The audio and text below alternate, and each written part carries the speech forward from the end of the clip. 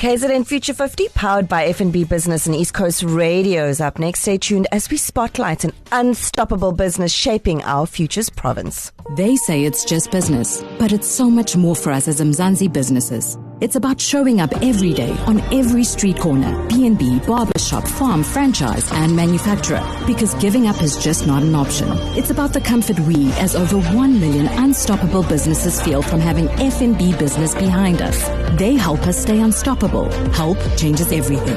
Global Finance 2024 Best SME Bank in South Africa. F&B, a division of First Rand Bank Limited, an authorized FSP and credit provider. The KZN Future 50 with Pavlo Fatidis. Inspiring KZN's business future. It's time for KZN Future 50, and for that we have Pavlo Fatidis from Auric. Good morning, Pavlo. Good morning, Carmen. So tell me, which business will you be featuring today and why did you pick them? We're going to be featuring Pindiwe Fultani's business called Akili Timbers. It's a timber processing yard, or what's classically referred to as a sawmill. What they do is they receive logs from all the foresters, they cut them into planks and poles and the shapes that are needed to fabricate products. And the reason we picked this is because it is a classical story of how a husband had an idea, bought a business, his wife had an idea and started a business, both in completely separate industries. And sadly, in 2019, after COVID, her husband passed away, and Pindiwe was then left facing the business that he was passionate about, the sawmill, which has 49 employees in Richmond. And if you know that environment, every job in Richmond really counts within that community. And it's a lovely story of transformation. Pavlo, what makes them special enough to be on the KZN Future 50? Because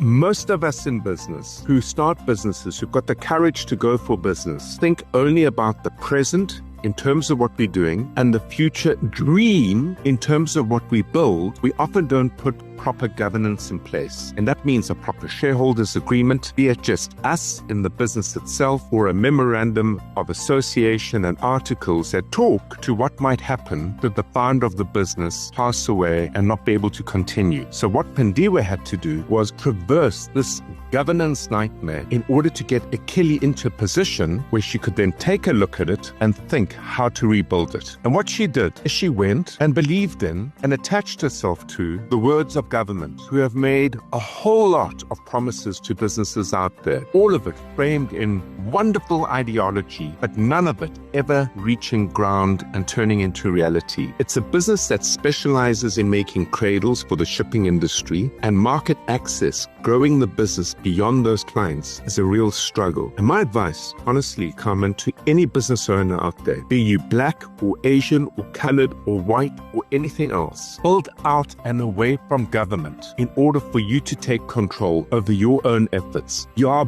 better than that. This needing, wanting, hoping that government will actually help. And it's the same in most parts of the world. As much as they'd like to, very, very often they can't, because they can't turn ideology into practical reality. So rather, go out there, start doing what you do, and do not give up. It's going to be hard, very hard, but each time you overcome a hardship, you transform and turn from being a fighter into a warrior. And that means smarter, more collaborative, bolder, and braver to take on the next task. 20, 30 years from now, look back and you'll be amazed at what you built. But go out there and act now. So Pavlo, tell me, where will Akili Timber be in 5 years? Look, I think there's a big idea behind Akili Timber, and Pindiwe is so well aligned to it and suited to it. Forget government. Forget waiting for the Black Industrialist Program, raising funding and grants out of government institutions. I just don't see it happening in any time soon. You'll be old, grey and bent over by the time it does. And rather respect the precious